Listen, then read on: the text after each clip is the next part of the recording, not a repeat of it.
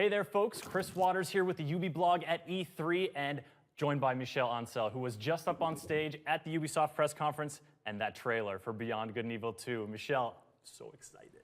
Yeah, that's a very important moment. Even in my long career, I've made a lot of games. This is great. You know, the return of Beyond Good and Evil after almost 15 years. Yeah, that's incredible. It's a return that so many people are excited about, myself included, and I bet a lot of you have questions about that trailer. So, Michel and I are going to sit down, go through the trailer. I'm going to pick his brain. Hopefully we'll get you some good tidbits about Beyond Good and Evil 2. All right, Michel, the trailer starts off and immediately we get a glimpse of we are somewhere in the depths of some city. What is this place? It's a very vertical city. That's what we wanted here to establish clearly. And the other thing is that it's based on the level design of the game. Now let's take a look inside here, and can I just say that these dumplings look delicious? I mean, did you purposely try to make them look tasty? They are very precise. You see a lot of details. It's very micro. You see You got the seasoning here on top. Yeah, and exactly. But the big idea behind that is that when you're doing such big games, about space, it's very important not to forget about characters, about humanity, simple things, very teeny things. And that's what you can expect to see or experience in this kind of game, where you travel through space, but your big journey could end into this kind of Chinese restaurant. Some dumplings. Yeah. Well, speaking of scale, this guy's pretty large. Yeah, the pig tried to dominate the monkey, but the monkey is very confident, has got no fear, and they are talking about master and slave and domesticated. Exactly. Yeah. That's exactly the idea that even between hybrids that are a mix between animal and humans, it was a way to establish that there is a social system in this world, and you can clearly have an example here. Show me the idol. Show me the Redeemer. Here you go, mate. I know I'm not the only one who looked at this and heard Yo, hand what he said just there and thought of our beloved Uncle Page from Beyond Good and Evil. Right, there is a direct connection, We wanted to, so he's really clearly saying Page in, which is a kind of divinity for this kind of hybrid. It's a way to add depth and or just to show how deep the world can be. And even those hybrids created by humans, they have their own, religion. And because Beyond Good and Evil 2 is a prequel to Beyond Good and Evil 1, we want to add a lot of details about how the world is, those names, Page. Is it a common name, divinity name? So sometimes, in some religion, you give the name of a divinity to a boy or a girl. Sure, yeah. So all these details are here to make people understand more the world of Beyond Good and Evil. Mwah.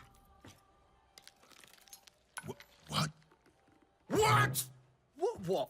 That's Swiss fucking chocolate, pig. And Nox is out of there. He's got that really cool glove contraption and then apparently some kind of jetpack to really help him make haste. Yeah, and again, it's very important because it's gameplay ingredients we have in the game. So that's the kind of dynamic, move you can do into the game and how you can extract yourself from very dangerous situation and then jump and use the verticality of the city. So the pig is not happy with what's just gone down, obviously, and he appears to have something in his forehead. Yeah, there is some blood and some pieces of glass that fall on his head, and I love how many scars he has too. Yeah, it's this kind of scar that's very important because hybrids, they have been created for dangerous tasks that no human wanted to do. They can also be used as fighters, like hybrid fighting against each other. There's a lot of slavery. So it's another way to reinforce the depth of the world, on all this history that the characters are carrying on their body. All right, a new character arrives on the scene in what appears to be a getaway vehicle. So that's Shani. She's the crewmate of Nox. They are used to do this kind of things all together. Now this look here is one of my favorites at the city because you really start to see those vertical layers stretching out. again, that mixture of ancient architecture but modern technology. Here you can see there are green gardens. At first it was like more technical things, but I really wanted the city to be spiritual, you know. It's like monks are into this kind of garden. There's no advertisement and things like that. If you look at every signs after a certain height, it's only religion. It's, and there is this contrast between very old style temple and holograms, you know, so that's the kind of idea we wanted to establish. Nox is firing off the back while Shawnee drives. Is this an experience that players are going to be able to sort of to have in the game and share? Yes, exactly. It's really something that is very important for our game, is that you can play online, and the vehicles are made so that you have different, you know, places into the vehicle, so and different role. And I really like this kind of dynamic when you're playing with someone.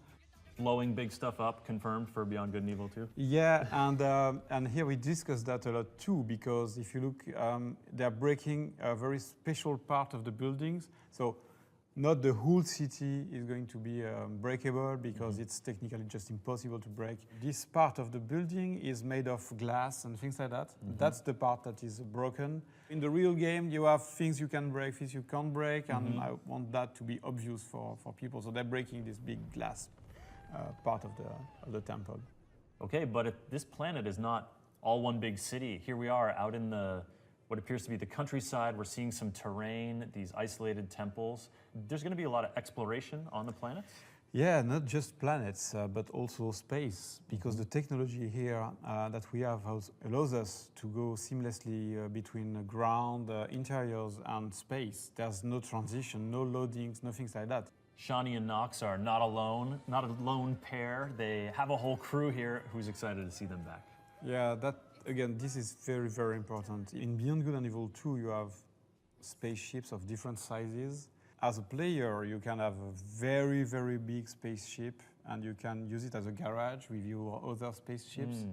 And you also have a crew. And the other thing here, what is very important, is that it's very cozy. You know, it looks like the interior of a house. I also noticed that among the human characters, we've got a few more hybrids as part of the crew. Yeah, exactly. Every member of the team has a role, a very clear role.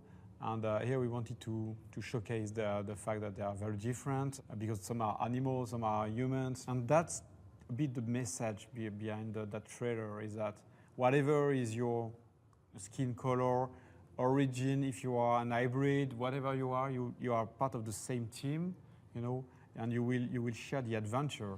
And that's a very important message for us. And that's exactly the heart of Beyond Good and Evil. Well said, yeah. And that heart comes through. That is a really sweet PC case mod. Yes, here we wanted to connect with Beyond Good and Evil 1, you know, where you have what we call the M disk. It was a way to, you know, even if it's a futuristic world, you still have objects that contains data. And here the data are inside of what we call the big AI of the spaceship. So here this skull is in fact the character that represents that is the spaceship. Like in Beyond Good and Evil 1, she's got a bag, and there is a guy into the bag, a kind of computer, you know, speaking with her. That's exactly the same idea. But now it's the spaceship that is able to speak. Here it is not speaking, but... So the question is, what's on the disk? A map. Exactly. A map with a mysterious artifact in the middle of it, and also a dead guy. Exactly. That's what a good map should be. You know, it's attracting you. You want to travel to this direction, but it's going to be dangerous. Others did it before. They died. Spaceships get destroyed. And if you look in the background, there is even a planet that is going to be, you know, destroyed by these magnetic fields, very powerful. And I don't want to say too much things about that now. I don't want to spoil anything about the game. That's a nice color, green, in those eyes. What's another word for like a greenish color, would you say? Maybe it's also a precious metal of some kind. Yes, I see what you mean very clearly. And again, that's a connection with Beyond Good and Evil 1, you know, the jade color. And but again, we don't want to spoil the story. We don't want to do shortcuts about that. But yes, there are connections, clearly. And then the main theme of Beyond Good and Evil 1. along with one final surprise. This is a huge spaceship and you are taking to the stars super quick. Yes. That's the end. The reveal of the spaceship and the fact that we started with this very dark place, you know, with this very small restaurant, a lot of details, small things, and then it's opening to something very large. And that's an idea behind that trailer, is that, okay, now Beyond Good and Evil 2 is back. It's back for true, it's here. The game is going to be huge. Michel, thank you so much for talking through the trailer, sharing more about Beyond Good and Evil 2. I'm so excited, honestly, to go back and watch the trailer again, because I feel like there's even more stuff I might have missed. A lot, you can't imagine. There's a lot of information about the world, but there's also Easter eggs. You know, yeah, and it could be very, very cool if people try to identify them, you know, find them. They can connect to our website, they can share about those Easter eggs between each other, so everybody can join what we call our Space Monkey program, which is letting people enter the development, you know, discussing with us and making Beyond Good and Evil as cool as possible.